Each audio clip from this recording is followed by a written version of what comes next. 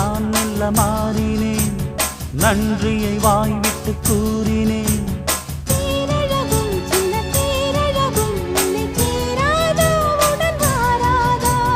மானழகும் கெண்டை மீனழகும் கண்கள் காட்டாதா, இசை கூட்டாதா?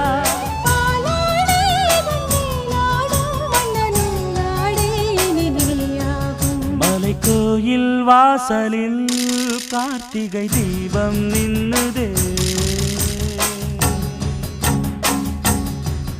விளக்கேற்றும் வேளையில் ஆனந்த கானம் சொல்லுதே.